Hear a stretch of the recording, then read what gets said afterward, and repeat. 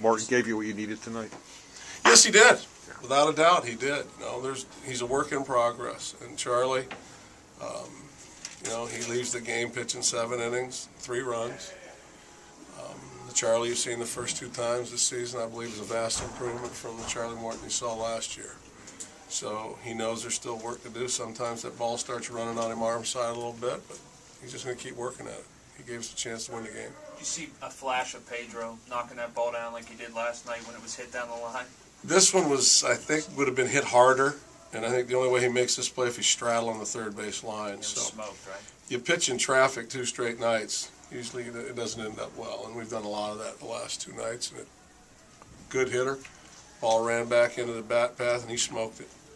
Ray Sears has talked before about how Veras can kind of let his emotions get the better of him in tight situations. Is that sort of still, you see the battle with him a little bit?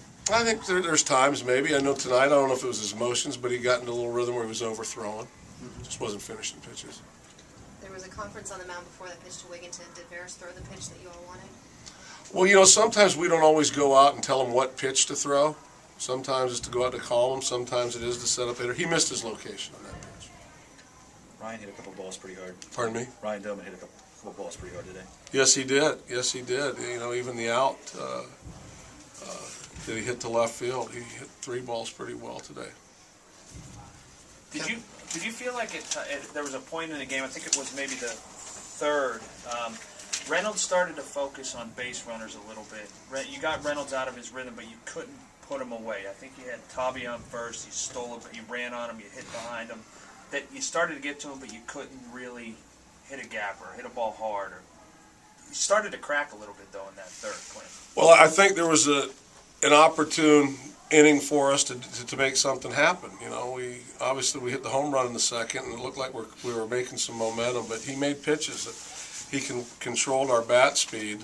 We didn't square a lot of balls up off of it. So to his credit, he's going to make it, break it time in his career. This kid pitched for me, and I know Greg. He's a good young man.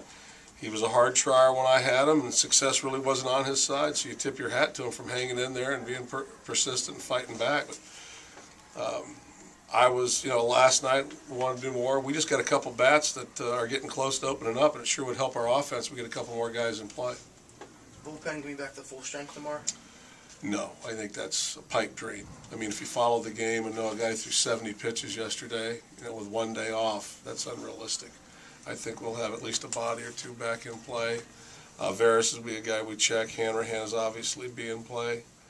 McCutcheon's in play. Mahalam will be in the bullpen, and Craddock could be back in play. Thank you. You're welcome. Thanks, Clint.